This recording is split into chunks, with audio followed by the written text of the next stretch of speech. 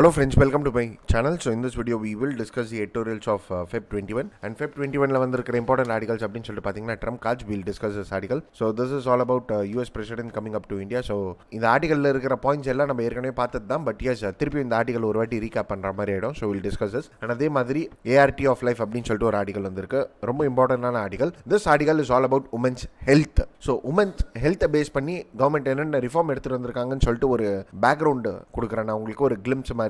And அதுக்கப்புறம் இந்த ஆர்டிகலை நம்ம டிஸ்கஸ் பண்ணலாம். அதே மாதிரி losing a nation in 7 acts அப்படின்னு சொல்லிட்டு இன்னொரு ஆர்டிகல் வந்திருக்கு. ஸோ இந்த ஆர்டிகல்ல என்ன சொல்ல வராங்க அப்படின்னு சொல்லிட்டு பார்த்தீங்கன்னா, ஒரு புக்கை பற்றி பேசுறாங்க. That is how to lose a country அப்படின்னு சொல்லிட்டு ஒரு புக் ஒன்று பப்ளிஷ் ஆயிருக்கு. ஆனால் அந்த புக்கில் வந்து எட்ரகனை பற்றி பேசியிருக்காங்க. ஸோ எட்ரகன் வந்து டர்க்கிஷ் பிரசிடென்ட், சரியா? ஸோ 7 acts, அதாவது 7 வகையான ஆக்ஷன்ஸ் மூலியமாக இப்போ டர்க்கி வந்து டிக்டேட்டர்ஷிப் மாதிரி ஆயிடுச்சு அப்படின்னு சொல்லிட்டு மீன் பண்ண வராங்க. So what are the 7 acts?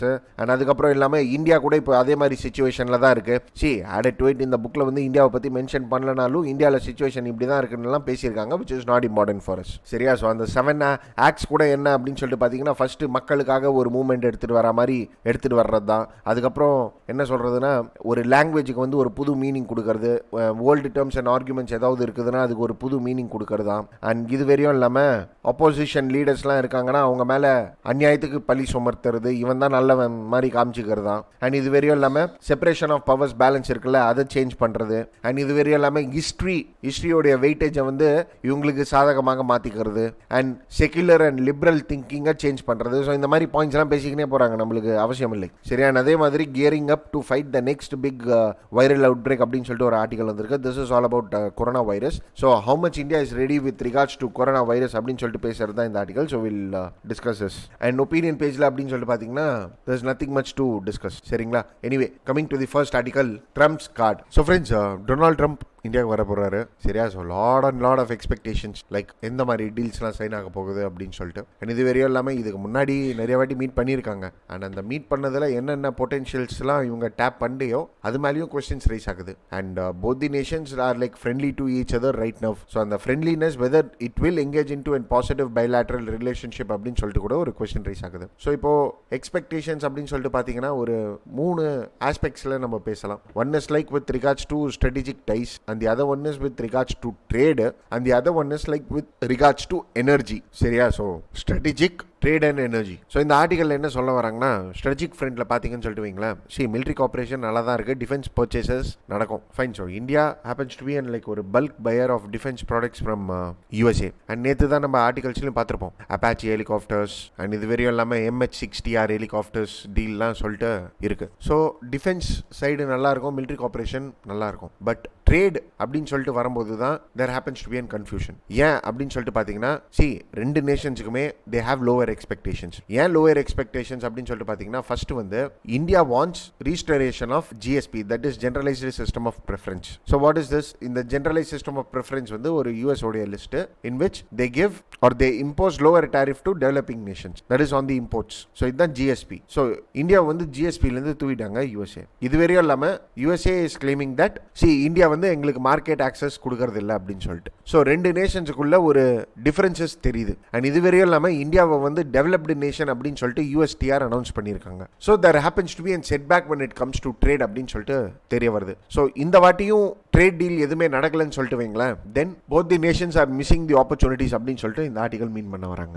And இப்போ ட்ரேடு பேஸ் பண்ணி எக்ஸ்பெக்டேஷன்ஸ் இல்லை. ஸோ ஸ்ட்ராட்டஜிக் ஃப்ரண்ட்ல பார்த்தீங்கன்னா மிலிட்ரி டிஃபென்ஸ் டீல்ஸ் நல்லா நடக்கும், எனர்ஜி ஆஸ்பெக்ட்ஸில் கூட பார்த்தீங்கன்னா நல்லா இருக்கும். And one more aspect this article tries to talks about is like the regional fault lines. அதாவது என்னன்னா, ஒரு ரீஜன்ஸ்க்கு ஏற்றவாறு ரெண்டு நேஷன்ஸோட ஒப்பீனியன்ஸ் என்னவாக இருக்கு, what are the actions which is taken by both the nations, புரியுதுங்களா? ஸோ ஜியோ பொலிட்டிக்கல் சிச்சுவேஷனில் both the நேஷன்ஸோட ஸ்டாண்ட்ஸ் என்ன அப்படின்னு சொல்லிட்டு பார்த்தீங்கன்னா, when it comes to Indo-Pacific, இந்தியாவும் யூஎஸும் ஒரு சேமான விஷன் வச்சிருக்காங்க. ஸோ அதனால ப்ராப்ளம் இல்லை. ஸோ இண்டோ-பசிபிக் ரீஜனில் நேவிகேஷனை வந்து இம்ப்ரூவ் பண்ணணும் அப்படின்னு சொல்லிட்டு இருக்கிறாங்க.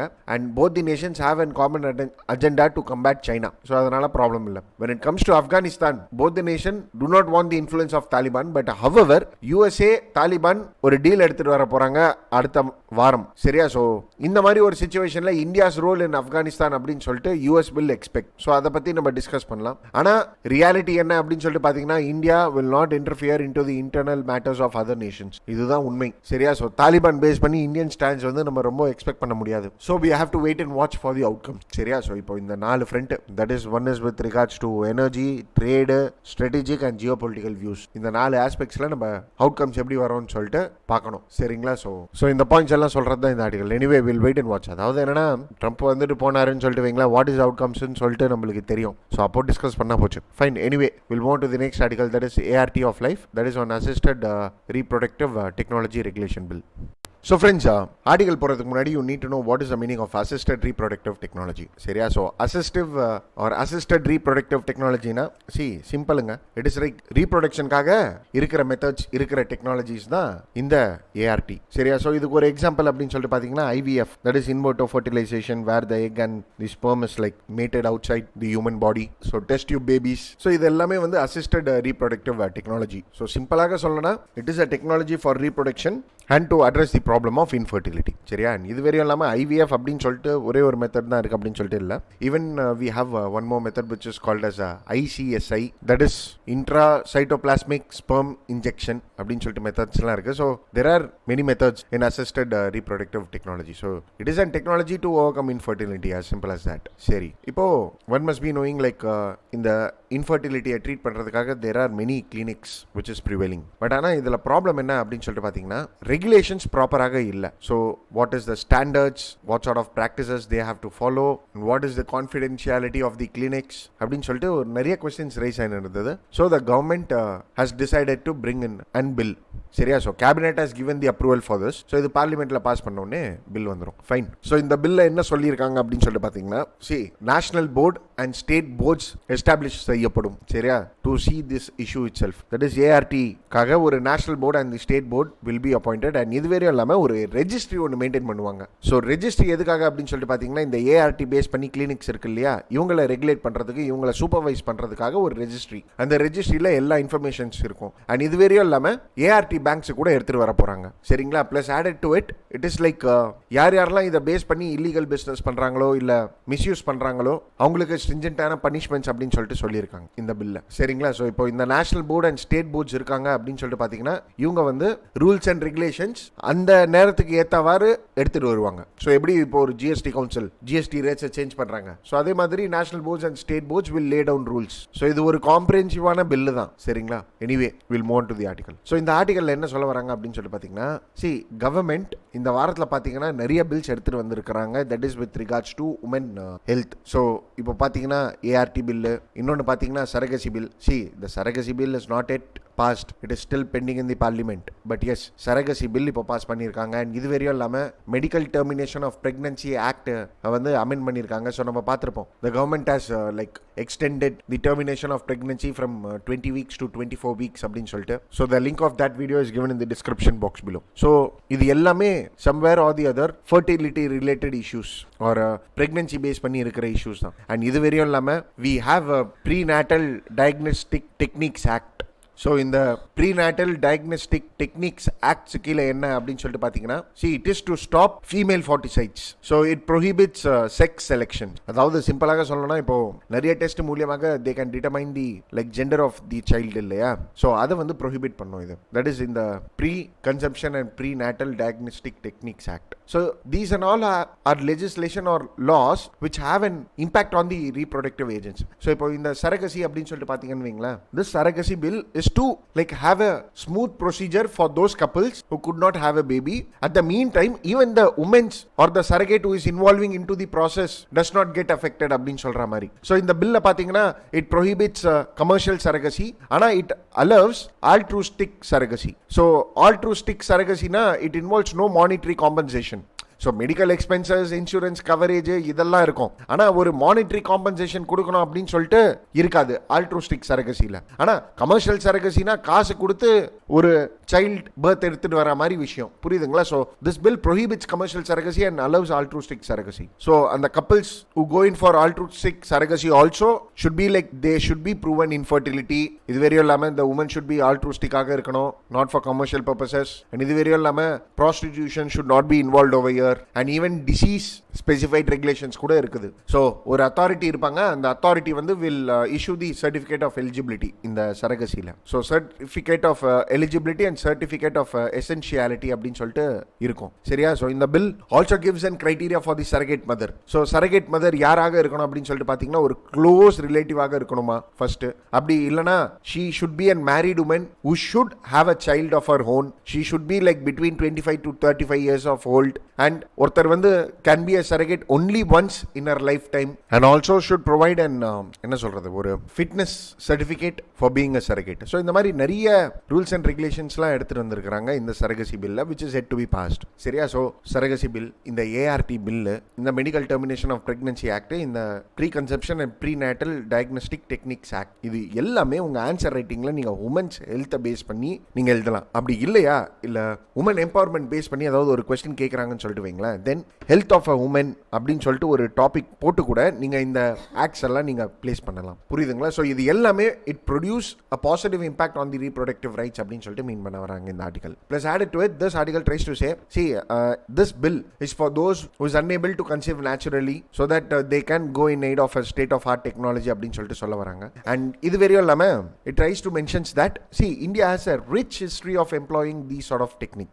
So it was like we do not have a proper history officially documented. Like முன்னாடிலாம் எப்படி இதை எடுத்துட்டு வந்தாங்க அப்படின்னு சொல்லிட்டு இனிஷியல் இயர்ஸ் டாக்குமெண்டேஷன்லாம் ப்ராப்பராக இல்லை. But yes, we do have a rich history. So first test tube baby அப்படின்னு சொல்லிட்டு பார்த்தீங்கன்னா it is Louis Brown. அதுக்கு அடுத்த test tube baby, second test tube baby is from India, who is from an Kolkata based Dr. Subhash Mukherjee. So it shows the relevance of India with regards to this technology. And இது வெறும் இல்லாமல் 1970s அப்புறம் இந்த Kolkata based doctors இவங்க announce பண்ணதுக்கு அப்புறம் நீங்க இந்த டிரான்சிஷன் அப்படின்னு சொல்லிட்டு பாத்தீங்கன்னா இந்த பீரியட்ஸ், throughout this periods, இந்த industry has gotten phenomenal growth and it is simply because the infertility rates has gone up. But anyway, like it is like many things to be blamed for the infertility rates to go up. But yeah, it has a huge potential in the market, but that cannot be denied. So என்ன சொல்ல வராங்கன்னா $45 billion அளவுக்கு market இருக்குதா. That is by 2026 we can expect this market அப்படின்னு சொல்லிட்டு. And among Asia we happen to be the third largest market அப்படின்னு சொல்லிட்டு சொல்ல வராங்க. So ஒரு ரெகுலேஷன் ப்ராப்பராக இல்ல, because see, many people go to this clinic, so there happens to be a lot of traffic in the sector. And இது வெறும் இல்லாம கிளினிக்ஸ் கூட பாத்தீங்கன்னா லோ காஸ்ட்ல இந்த மாதிரி டெக்னிக்ஸை வந்து எடுத்துட்டு வந்துட்டு இருக்காங்க.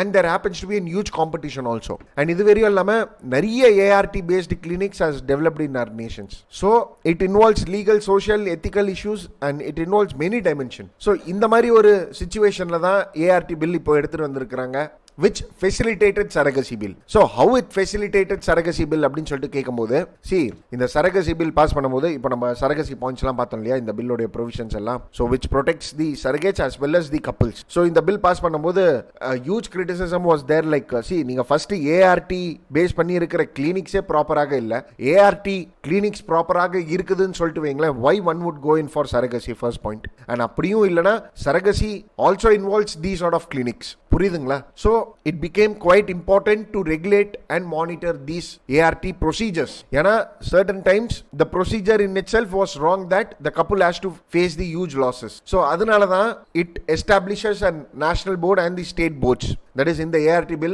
establishes a national board and the state board, so that they could lay down rules according to the need of the hour. And இது வெறும் இல்லாம national registry எடுத்துட்டு வராங்க, where ART clinics has to register with the national registry. See, இந்தியால problem என்ன அப்படின்னு சொல்லிட்டு பாத்தீங்கன்னா, Indian Council of Medical Research இருக்குது. It is not mandatory for the ART clinics to register with the ICMR.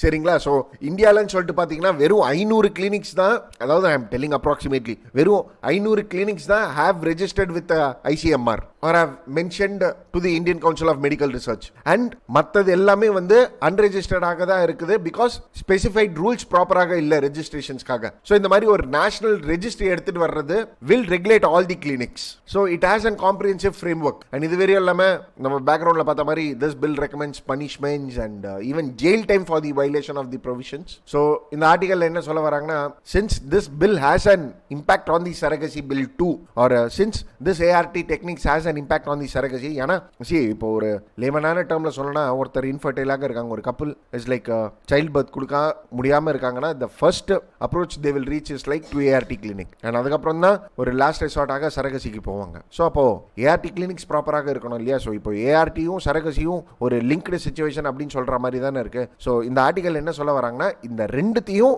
Government should interlink so that the reproductive right of an women is like is safe அப்படின்னு சொல்கிற மாதிரி. And added to it, இப்போ இந்த industry கூட நல்ல drive ஆயின்னு இருக்கு. So the bill has to ensure that இந்த காம்படிஷனில் women's should not be exploited. So this happens to be the need of the hour அப்படின்னு சொல்லிட்டு இந்த ஆர்டிகலை முடிச்சிடுறாங்க. புரியுதுங்களா? ஸோ நம்ம 4-5 பில் பார்த்தோம் இல்லையா, உமன்ஸ் ஹெல்த்தை பேஸ் பண்ணி அந்த பில்ஸ் எல்லாம் நீங்கள் எழுதி வச்சுக்கோங்க. ப்ளஸ் ஆடட் டு இட் ஏஆர்டினா என்னன்னு சொல்லிட்டு தெரியணும். And yes of course yes once the bill is passed இதோடைய ப்ரொவிஷன்ஸ் எல்லாம் தெரிய வரும். ஸோ அப்போ இன்னும் டீட்டெயிலாக இந்த ஆஸ்பெக்ட்ஸை நம்ம டிஸ்கஸ் பண்ணலாம். Fine. Anyway will move on to the next article, that is gearing up to fight the next big viral outbreak. So friends, corona virus, அதாவது ஒரு நோவல் கொரோனா வைரஸ் அப்படின்னு நம்ம சொல்லலாம். ஒரு புது வகையான corona virus has hit China, especially Wuhan, which happens to be and like ஒரு hub of that coronavirus, and it is like quite spreading. Many nations have impacted because of coronavirus. இதெல்லாம் right. But how India is prepared with regards to coronavirus அப்படின்னு சொல்லி கேட்கும்போது இந்த article என்ன சொல்ல வராங்கன்னா, India has not prepared well அப்படின்னு சொல்லிட்டு மீன் பண்ண வராங்க.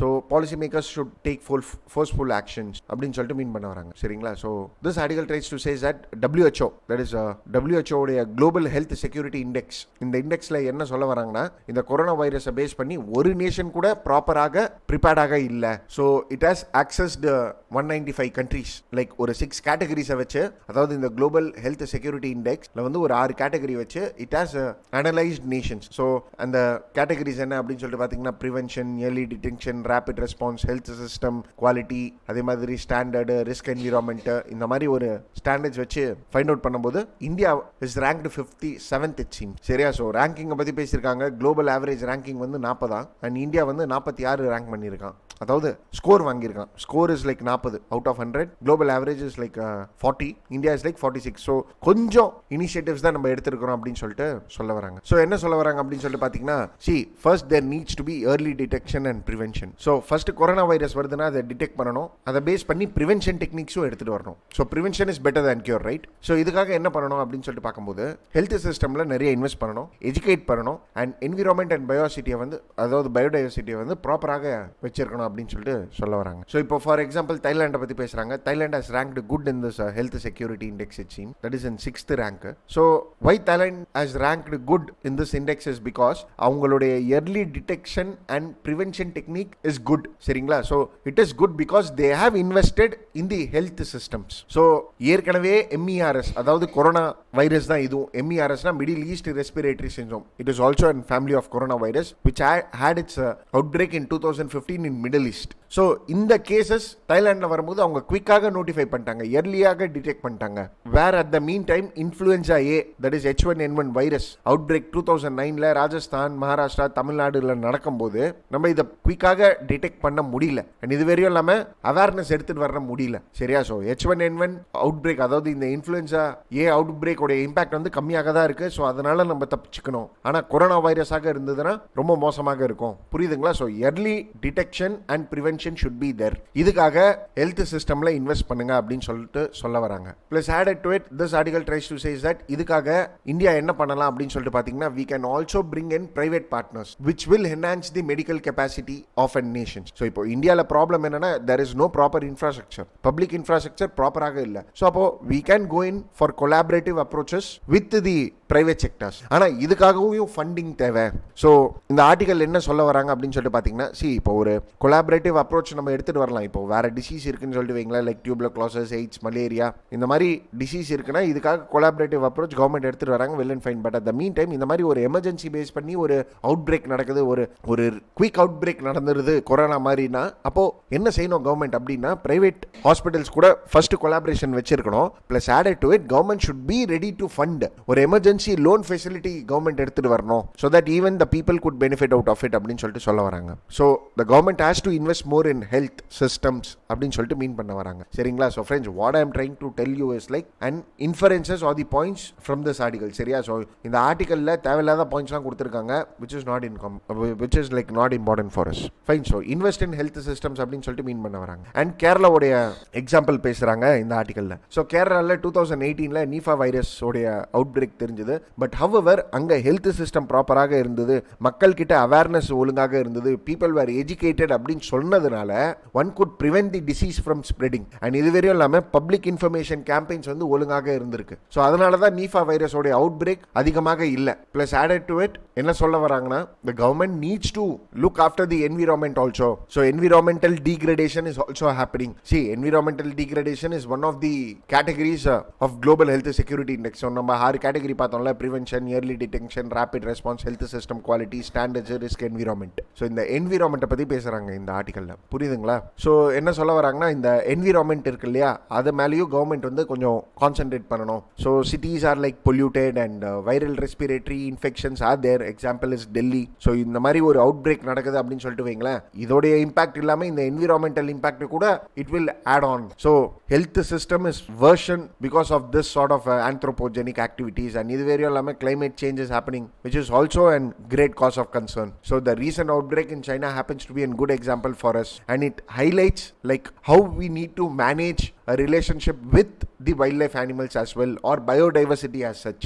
சரியா? So humans biodiversity relationship or அந்த லிங்க் எப்படி இருக்கணும்னு சொல்லிட்டு சொல்கிற ஒரு பெஸ்ட் எக்ஸாம்பிள் வந்து corona. So if one tends to dominate the others, then அதோடைய இம்பாக்ட் வந்து ரொம்ப டெட்லியஸ்டாக இருக்கும். ஸோ இப்போ பார்த்தீங்கன்னா கிட்டத்தட்ட பேத்தோஜென்ஸ் அப்படின்வாங்க. ஸோ பேத்தோஜென்ஸ்னா it is sort of microorganisms which use to spread disease. அவ்வளோதான், simple as that. So nearly 2/3 of the pathogens are like from the animals தானே. ஸோ இது எல்லாமே வந்து எமர்ஜிங் பேத்தோஜென்ஸாக தான் இருக்குது. ஸோ அனிமல்ஸ்லேருந்து ஹியூமன்ஸுக்கு வர டிசீஸ் தான் அதிகமாக இருக்குது. இதுக்கு ரீசன் என்ன அப்படின்னு சொல்லிட்டு பார்க்கும்போது, ஹியூமன் டு அனிமல், அதாவது ஹியூமன் டு பயோடைவர்சிட்டி லிங்க் ப்ராப்பராக இல்லை. And this is because of like changing land usage, changing like the nature of the land, increasing the rate of human wildlife interactions, climate change, not protecting the biodiversity. So இதெல்லாம் தான் reasons. So one needs to ensure that அப்படின்னு சொல்லிட்டு பேசி முடிச்சிடுறாங்க இந்த ஆர்டிகல்ல. புரியுதுங்களா? So friends, இந்த ஆர்டிகல்ல இருந்து இருக்கிற இம்பார்ட்டன்ட் பாயிண்ட்ஸ் நான் சொல்லிடுறேன் பாருங்க. குளோபல் ஹெல்த் செக்யூரிட்டி இண்டெக்ஸ், இதை பார்த்து வச்சுக்கோங்க. இந்த global health security index is put by WHO. சரிங்களா? இதுல 6 பேராமீட்டர்ஸ் இருக்கு. as simple as that. புரியுதுங்களா? ஸோ பேராமீட்டர்ஸ் கூட ஒரு அளவுக்கு நீங்க படிக்கலன்னா ப்ராப்ளம் இல்லை, பட் அதோடைய கிளிம்ஸ் மாதிரி தெரிஞ்சுக்கோங்க. And India, what did India do in order to control corona virus அப்படின்னு சொல்லிட்டு கேட்கும்போது நீங்க சொல்லலாம், இந்த மாதிரி ஃபாரினர்ஸை நம்ம ட்ராக் பண்றோம், கிளினிக்கல் ட்ரையல்ஸ் எடுத்துட்டு வரோம், ஐசோலேட்டடாக வைக்கிறோம் அப்படின்னு சொல்லிட்டு எல்லாம் நம்ம சொல்லலாம். But at the mean time what should India do அப்படின்னு சொல்லிட்டு கேட்கும்போது, ஹெல்த் சிஸ்டம்ல இன்வெஸ்ட் பண்ணணும் for early detection and prevention, environmental assessment ப்ராப்பராக இருக்கணும், அண்ட் இதுவரை இல்லாமல் ஹியூமன் பயோடைவர்சிட்டி லிங்க் ப்ராப்பராக இருக்கணும், பிரைவேட் இன்வெஸ்ட்மெண்ட் நம்ம எடுத்துட்டு வரலாம், ஆர் கொலாபரேஷன் வைக்கலாம் பிரைவேட் பிளேயர்ஸ் கூட அப்படின்னு சொல்லிட்டு நீங்க பேசலாம். புரியுதுங்களா? ஸோ அவ்வளோதான் இந்த article. Fine. So that's it with regards to this article guys, and that's it for today. Thank you for watching.